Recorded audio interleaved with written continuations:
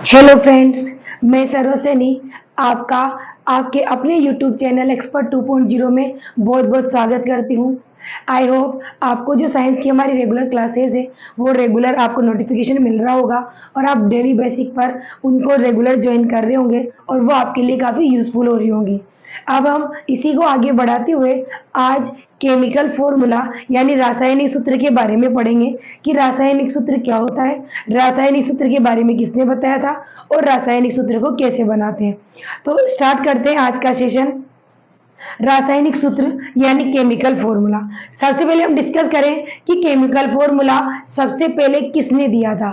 तो देखो स्टार्टिंग में क्या था, जब अलग अलग एलिमेंट्स की खोज हो रही थी तो उन एलिमेंट्स का नाम को भी नाम बहुत बड़ा था तो उनको वन वर्ड में लिखने के लिए या एक और दो वर्ड्स में लिखने के लिए जो जॉन जेकब बर्जीलियस नाम के साइंटिस्ट थे उन्होंने फॉर्मूलों को शॉर्टकट में यानी एलिमेंट के नाम को शॉर्ट में लिखने के लिए सिंबल लैंग्वेज दी थी। यानी उन्होंने सिंबल यानी प्रतीक की फॉर्म में किसी भी पदार्थ यानी एलिमेंट्स को लिखने के लिए फॉर्मूले बनाए थे। तो केमिकल फॉर्मूले की अगर अपन बात करें तो केमिकल फॉर्मूले को देने वाले जो साइंटिस्ट थे उनका नाम था जॉन जेकब बर्जीलियस।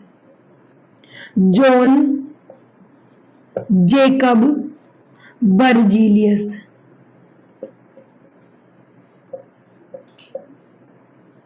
जो आईयूपीएससी पद्धति होती है, इस आईयूपीएससी पद्धति के अंदर सभी एलिमेंट्स के प्रतीक दिए गए हैं। जैसे हाइड्रोजन को H से लिखते हैं, हीलियम को He से लिखते हैं, लिथियम को Li से लिखते हैं, कार्बन को C से लिखते हैं, ऑक्सीजन को O से लिखते हैं, नाइट्रोजन को N से लिखते हैं। तो ये जो सिंबल दिए गए थे वो जिस मेथड से या जिस सिस्टम में दिए गए थे वो आईयूपीएससी पद्धति है। और ये जो प्रतीक दिए गए थे इनको देने का श्रेय भी जॉन जेकब बर्जीलियस को ही जाता है।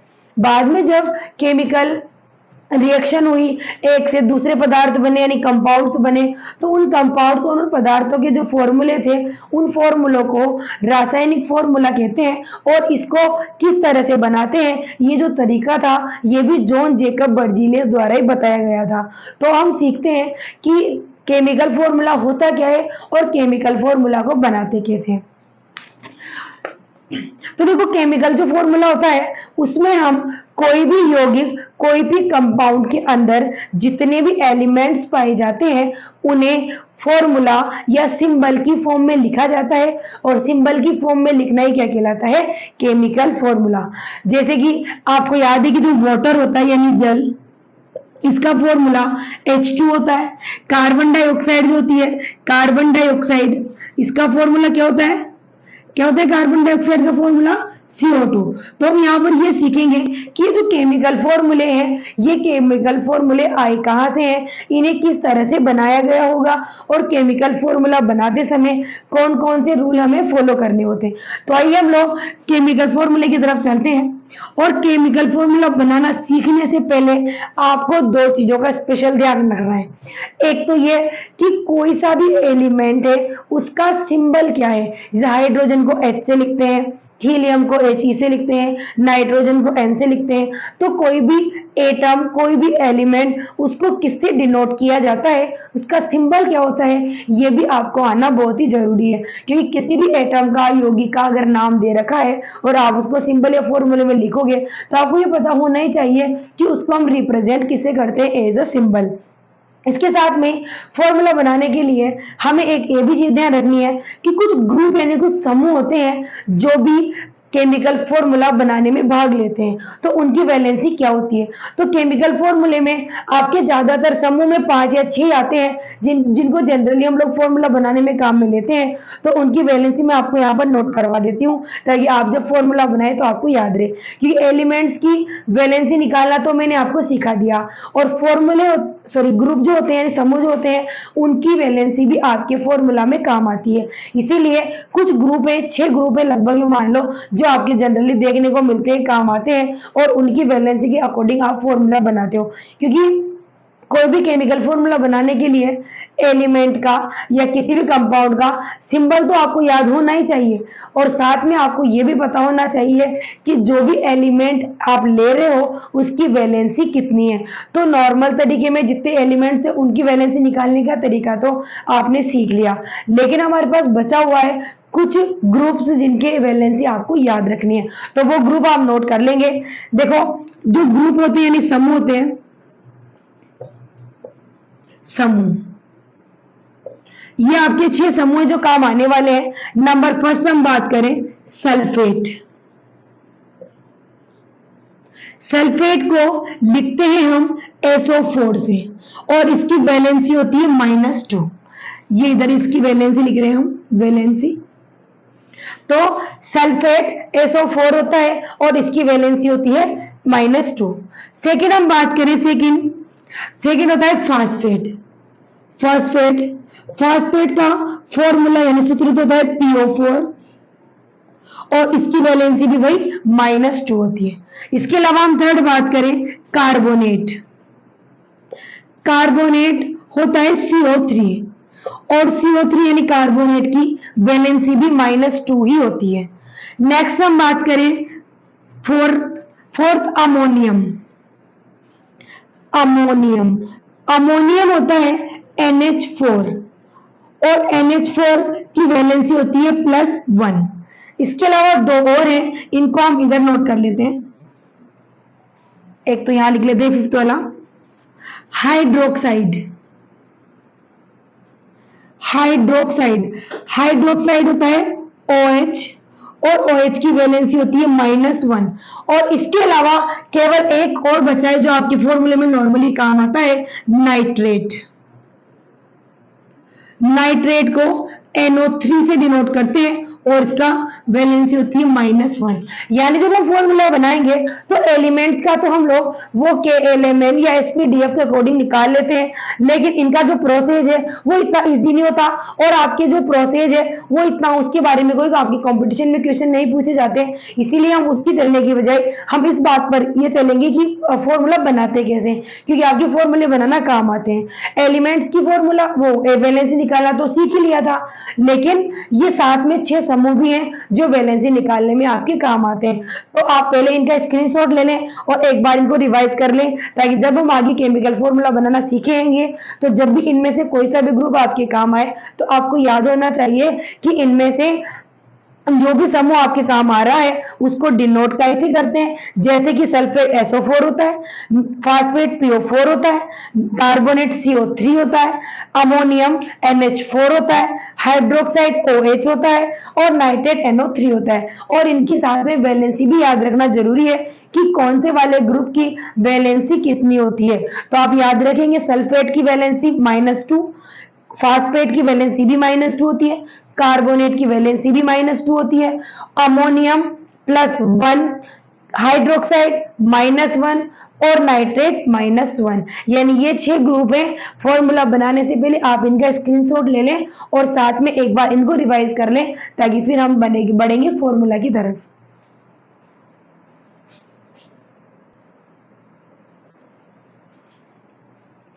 आई होप आपने स्क्रीनशॉट ले लिया होगा। अब हम लोग केमिकल फॉर्मूला बनाने के कुछ रूल है उनको सीख लेते हैं, और उसके बाद में हम लोग केमिकल फॉर्मूला बनाना सीखेंगे।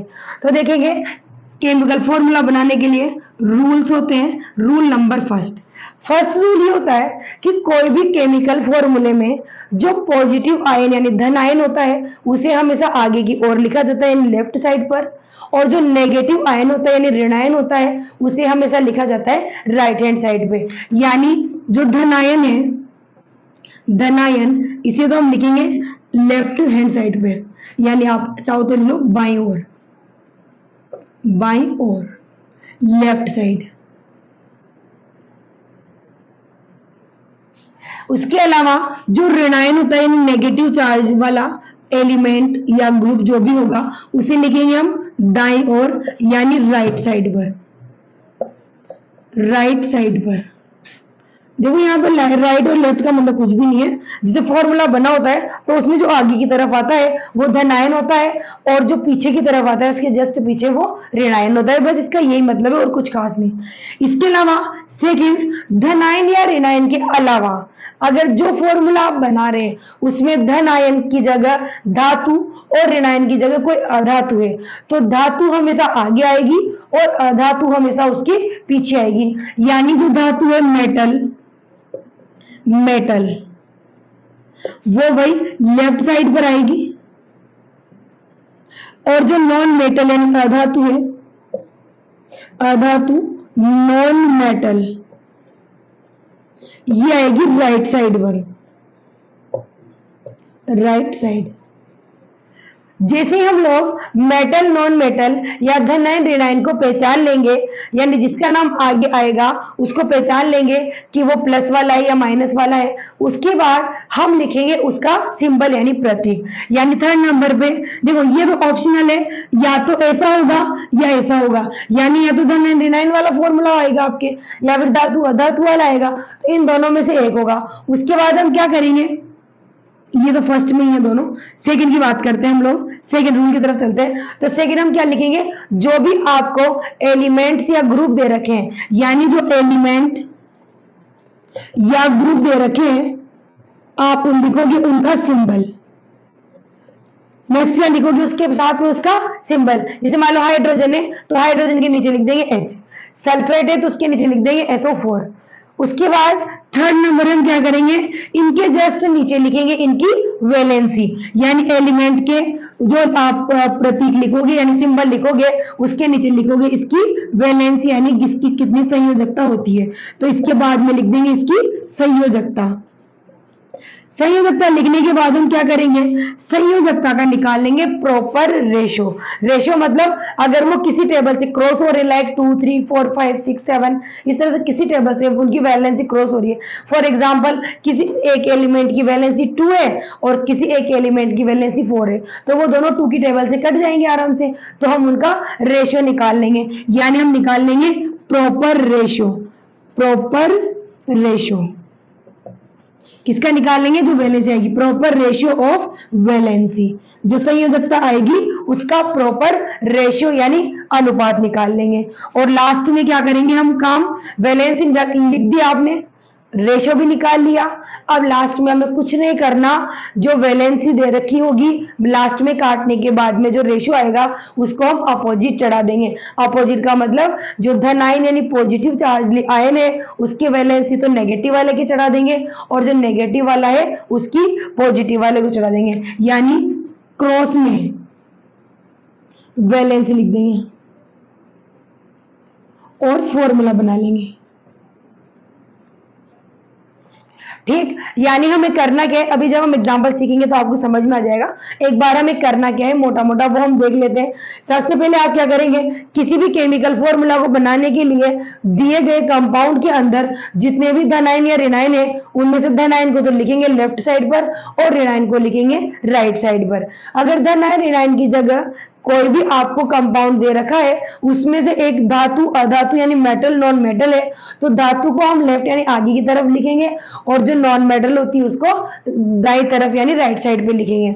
ये लिखने के बाद में जो भी एलिमेंट या ग्रुप या मेटल नॉन मेटल दे रखे हैं इनका आप लिख लेंगे सिंबल। सिंबल जैसे मैंने अभी आपको बताया, hydrogen H, helium He, lithium Li, तो ये भी इनके जो सिंबल जो होते हैं, और ग्रुप में वो nitrate, ammonium, phosphate, sulphate, carbonate, nitrate जो भी है उनमें से जो भी होगा तो उसका सिंबल उसके नीचे लिख देंगे।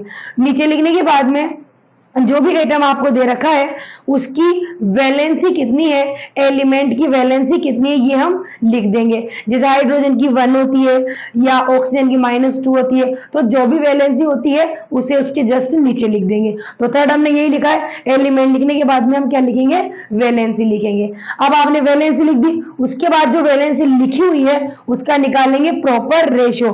प्रॉपर रेशियो मतलब उचित अनुपात। उचित अनुपात का मतलब क्या होता है? अनुपात निकालना। आप मैथ्स में क्वेश्चन करते हो, अगर कोई भी डिजिट है, कोई भी आपके सामने जो वैल्यू दे रखी है, अगर वो किसी टेबल से कट रही हो तो काट के आप उसका सबसे सिंपल फॉर्म निकाल लेते हो। तब तक उसको क्रॉस करते जाते हो, काटते जाते हो, किसी टेबल से डिवाइड करते जाते हो, जब तक कि वो क्रॉस होना बंद नहीं हो जाता, मतलब उसका सबसे इजीएस्ट फॉर्म आपको नहीं मिल जाती। तो यहाँ पर भी हम इन्हें जहां तक ये कट सकेगी वहां तक काट के उसका प्रॉपर रेशियो निकाल लेंगे, किसका? वैलेंसी का। और लास्ट में वैलेंसी को क्रॉस में चढ़ा देंगे, यानी प्लस वाले की तो माइनस की चढ़ा देंगे और माइनस वाले की प्लस में चढ़ा देंगे। यहां तक आप स्क्रीनशॉट लें या इसको नोट कर लें और उसके बाद हम लोग फॉर्मूला बनना सीखते हैं।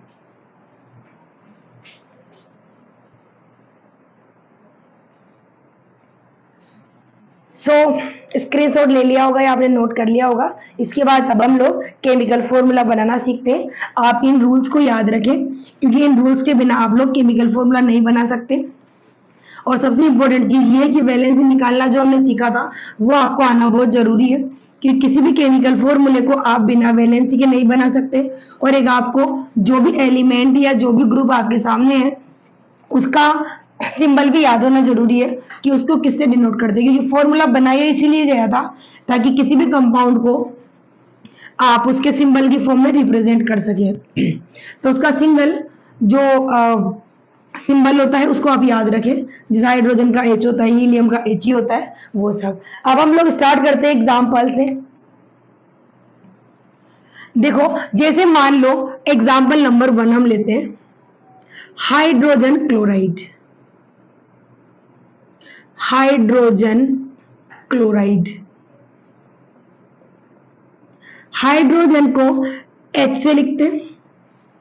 एलिमेंट्स के सिंबल आपको याद होने ही चाहिए, अदरवाइज आप फॉर्मूला नहीं बना सकते। अगर मेटल नॉन मेटल है तब भी आपको उसका सिंबल याद होना चाहिए, क्योंकि हम लोग फॉर्मूले के अंदर सबसे पहले सिंबल ही लिखते हैं। हाइड्रोजन H होता है और क्लोराइड मतलब क्लोरीन, और क्लोरीन Cl होती है। जैसा कि अपन ने वैलेंसी निकाला सीखा था कि हाइड्रोजन फर्स्ट नंबर पर ही आता है और हाइड्रोजन की वैलेंसी प्लस या माइनस में 1 होती है। अब यहाँ पर आप प्लस में लेंगे या माइनस में, इसमें तो ज्यादा सोचने वाली कोई बात ही नहीं है, क्योंकि धन आयन वाला ही हमेशा आगे आता है। यानी यहाँ पर हाइड्रोजन आगे आ रहा है, इसका मतलब हाइड्रोजन यहाँ पर प्लस वाला है, और हाइड्रोजन की वैलेंसी +1 होती है और क्लोरीन की ऑब्वियसली -1 होती है। आपको याद है ये 17 नंबर पे आता है, 287। इस तरह से आप इलेक्ट्रॉन फिल करते हैं। थर्ड वाले ऑर्बिट में 7 इलेक्ट्रॉन है, तो ये एक इलेक्ट्रॉन लेकर -1 रेनाइन बना लेता है, इसीलिए क्लोरीन की वैलेंसी कितनी होगी? -1। तो सबसे पहला काम आपने क्या किया, जो भी आपको एलिमेंट्स दे रखे थे उनका आपने सिंबल लिखा। सिंबल लिखने के बाद में जस्ट नीचे उनकी वैलेंसी लिख दी। अब वैलेंसी लिखने के बाद हम क्या करते हैं, जो भी आपको वैलेंसी दे रखी है उसका प्रॉपर रेशियो निकालते हैं। यहाँ पर प्रॉपर रेशियो निकालने के लिए हमें क्या करना है, ये पता लगाना है कि जो वैलेंसीज दे रखी है दोनों एटम्स की या दोनों एलिमेंट्स की, वो किसी टेबल से अगर कट रही है यानी डिवाइड हो रही है तो उसको डिवाइड कर दो।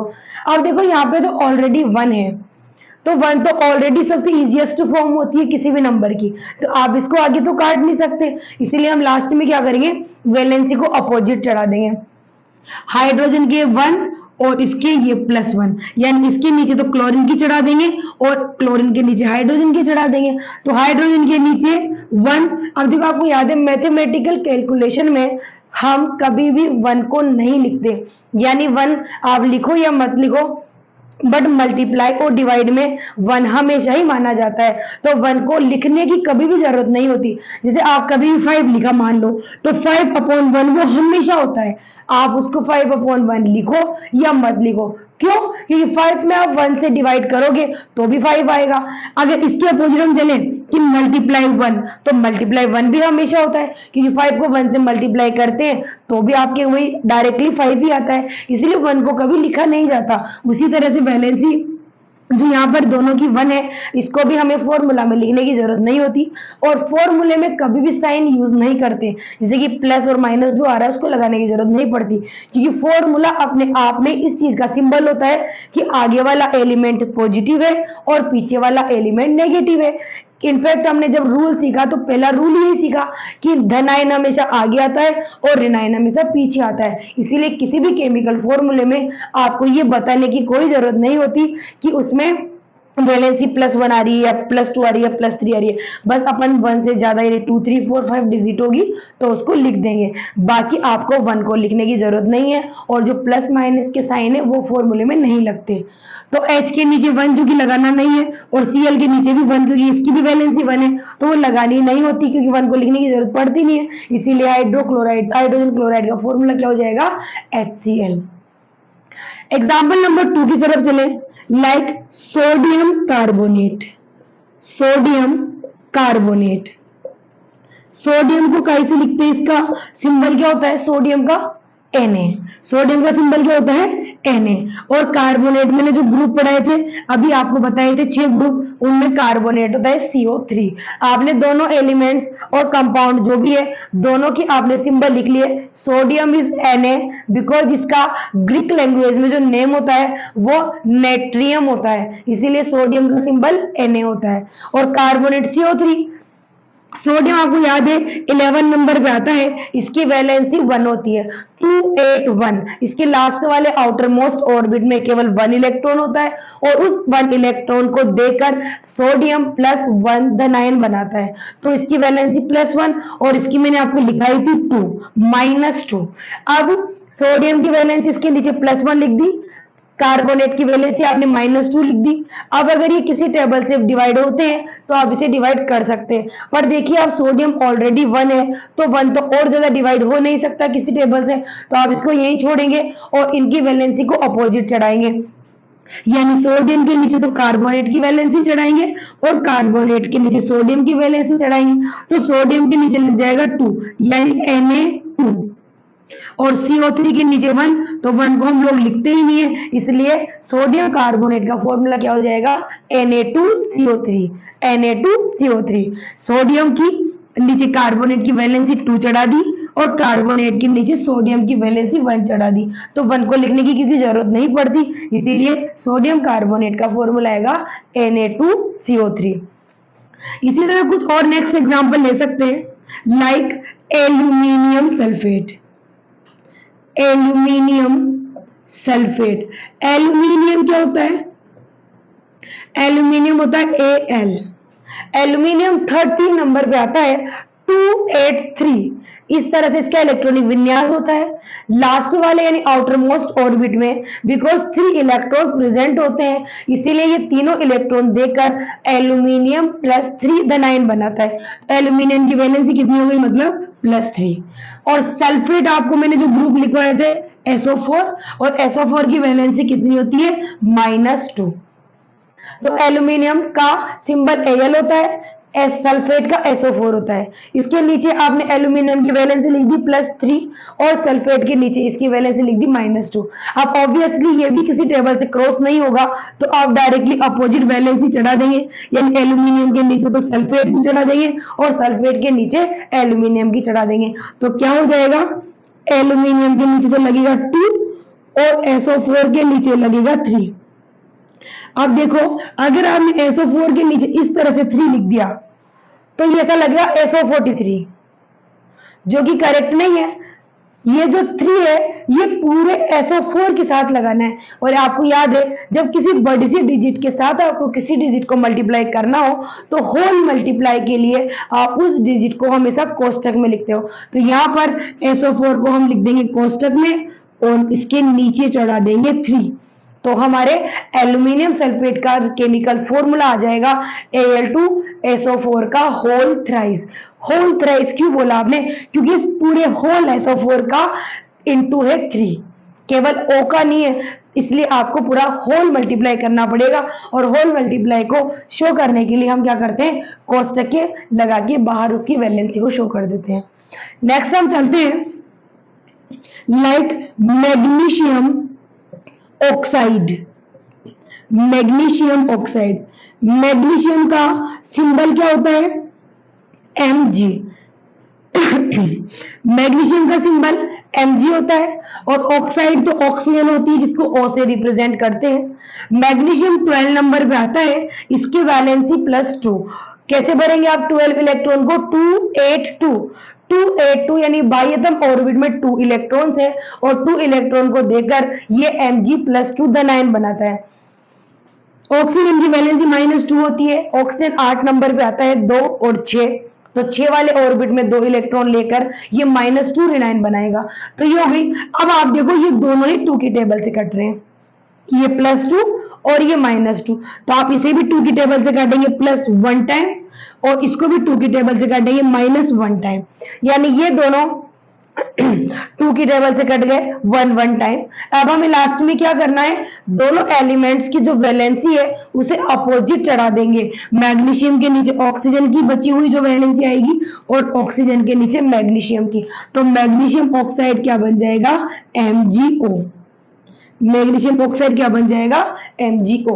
तो इस तरह से केमिकल फॉर्मूले आप किसी भी एलिमेंट्स का बना सकते हैं। दो एलिमेंट या दो मेटल नॉन मेटल आपस में मिलकर क्या फॉर्मूला बना सकते हैं, ये आप इजीली बना सकते हो। जैसे कि हमने यहाँ पर इतने जो फॉर्मूले देखे उसमें आपने एक चीज क्लियरली समझ ली कि कोई भी केमिकल फॉर्मूला बनाने के लिए आपको कम से कम 2 चीजें उसके बारे में आनी ही चाहिए।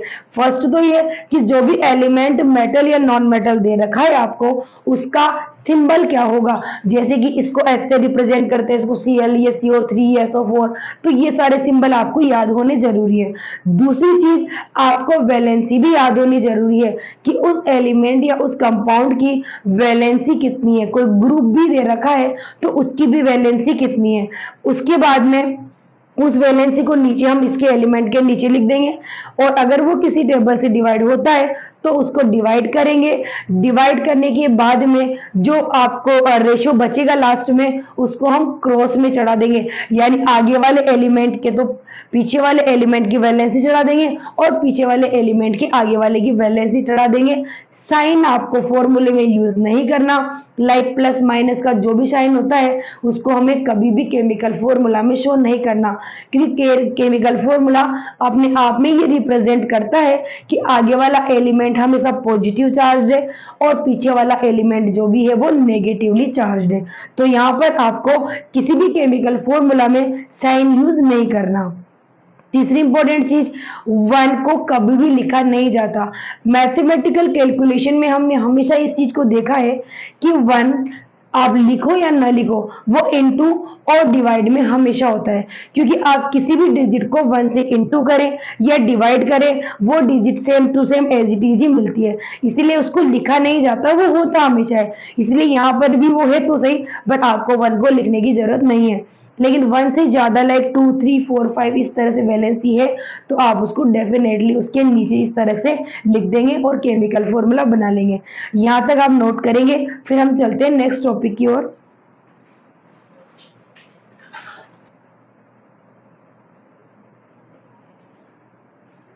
तो इस तरह से हम लोगों ने केमिकल फॉर्मूला बनाना सीखे। अब आप लोग भी बाकी के बहुत सारे जो कंपाउंड्स होते हैं उनको लिखकर और उनके केमिकल फॉर्मूला बनाने की कोशिश करना, सीखना, ताकि आप खुद से जब प्रैक्टिस करोगे तो आपको ये भी समझ में आएगा कि आपको एग्जैक्टली प्रॉब्लम कहाँ पर आ रही है, और उस प्रॉब्लम के बारे में आप हमसे डिस्कस कर सकते हैं, कमेंट बॉक्स में कमेंट कर देना। इसके बाद अपन आगे नेक्स्ट परमाणु मॉडल यानी एटॉमिक मॉडल्स के बारे में पढ़ेंगे। तो स्टार्ट करते हैं हम लोग परमाणु मॉडल।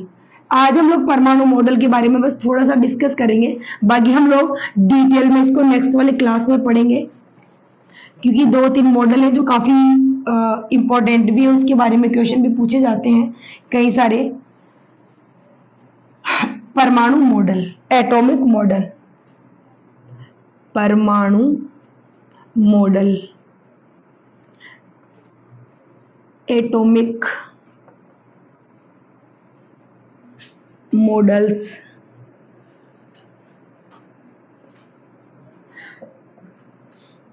जब परमाणु यानी एटम के बारे में खोज की जा रही थी, उस टाइम टेक्नोलॉजी इतनी ये नहीं थी कि साइंटिस्ट को ये पता हो, यानी अलग अलग वैज्ञानिकों को ये पता हो या किसी भी कॉमन पर्सन को कि एटम कैसे होते हैं, किस तरह से दिखते होंगे, या कोई भी पदार्थ होते हैं वो सबसे छोटी इकाई क्या होती है। तो जब सन 1808 में जॉन डॉल्टन नामक वैज्ञानिक ने हमें ये बताया था कि किसी भी पदार्थ को अगर तोड़े तो तोड़ते तोड़ते उसकी लास्ट में जो सबसे छोटी यूनिट हमें मिलती है जिसे डिवाइड नहीं किया जा सकता, उसे ही हम परमाणु कहते हैं। तो ये तो बस उन्होंने एटम के बारे में थोड़ा बहुत नॉलेज दी थी कि कोई भी पदार्थ की सबसे छोटा जो यूनिट होती है वो एटम होती है और एटम मिलकर बड़े बड़े कंपाउंड्स वगैरह बनाते हैं। लेकिन एग्जैक्टली एटम दिखता कैसा है, एटम का स्ट्रक्चर कैसा होता है, इसके बारे में जॉन डाल्टन नामक साइंटिस्ट ने कुछ भी नहीं बताया था, क्योंकि उस टाइम टेक्नोलॉजी इतनी इम्प्रूव्ड नहीं थी। जैसे जैसे वक्त गुजरता गया नए नए साइंटिस्ट आए और उन साइंटिस्ट ने जो एटम होता है उसके स्ट्रक्चर के बारे में बहुत सारे अलग अलग एटम पे एक्सपेरिमेंट किए, उनको माइक्रोस्कोप से देखा और उनके अंदर पाए जाने वाले जो भी कण वगैरह पार्टिकल्स वगैरह होते हैं उनको भी देखा और उनके आधार पर अलग अलग टाइम पर अलग अलग परमाणु मॉडल प्रस्तुत किए और उन परमाणु मॉडल को प्रस्तुत करने के बाद ही आज प्रेजेंट में हम ये समझ पाए हैं कि परमाणु का स्ट्रक्चर कैसा होता है।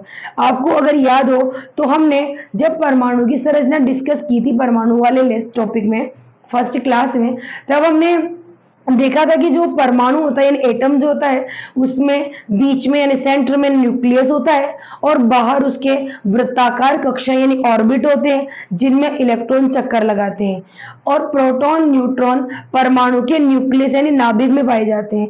तो इन सब के बारे में अगर आज अपन को इतनी नॉलेज है और कौन से ऑर्बिट में कितने इलेक्ट्रॉन भरे गए हैं या भरे जाते हैं इसकी नॉलेज अगर अपन को है तो उसके पीछे साइंटिस्ट के एक्सपेरिमेंट ही होते हैं जिसके थ्रू हम ये पता लगा सकते हैं कि एटम किस तरह का होता है। उन्होंने ही अलग अलग मॉडल से अलग अलग एक्सपेरिमेंट से हमें ये बताया, ये एक्सप्लेन किया कि एटम दिखता कैसा है। हालांकि प्रेजेंट टाइम पे जो हम पढ़ते हैं वो नील्स बोर के अकॉर्डिंग दिया हुआ परमाणु मॉडल पढ़ते हैं, लेकिन फिर भी एग्जाम की दृष्टि से आपके तीनों ही परमाणु मॉडल थॉमसन, रदरफोर्ड और नील्स बोर तीनों के ही इंपॉर्टेंट है। तो हम तीनों ही परमाणु मॉडल पढ़ेंगे। नंबर फर्स्ट परमाणु मॉडल है थॉमसन्स एटॉमिक मॉडल यानी थॉमसन का परमाणु मॉडल। सेकंड हम पढ़ेंगे Rutherford's atomic model and third हम पढ़ेंगे बोर्स, ये जो बोर है नील्स बोर नाम इनका पूरा, आगे अपन जब डिटेल पढ़ेंगे इसको तो मैं वहां पर आपको नोट करवा दूंगी। बोर्स एटॉमिक मॉडल यानी इसे तो कहेंगे थॉमसन का परमाणु मॉडल, थॉमसन का परमाणु मॉडल। ये है रदरफोर्ड का परमाणु मॉडल, रदरफोर्ड का परमाणु मॉडल। रदरफोर्ड का मतलब ये नहीं रदरफोर्ड नामक साइंटिस्ट ने दिया था, रदरफोर्ड का परमाणु मॉडल। और ये बोर का परमाणु मॉडल, नील्स बोर नामक वैज्ञानिक ने इसको बताया था, समझाया था परमाणु मॉडल। ये तीन परमाणु मॉडल है जो हमारे सिलेबस की दृष्टि से बहुत इंपॉर्टेंट है। इनमें कौन से वैज्ञानिक ने दिया था, कौन से सन में दिया था, वो सारी चीजें बहुत जरूरी है। तो हम लोग नेक्स्ट क्लास में ये तीनों के तीनों परमाणु मॉडल डिस्कस करेंगे, इनके बारे में, इसके हिसाब से यानी इन मॉडल्स के हिसाब से परमाणु का स्ट्रक्चर किस तरह का होता है, कब कौन से साइंटिस्ट ने इसके बारे में बताया था और इन मॉडल्स में क्या क्या कमियां रह गई थी, वो सारी चीजें हम लोग नेक्स्ट क्लास में डिस्कस करेंगे।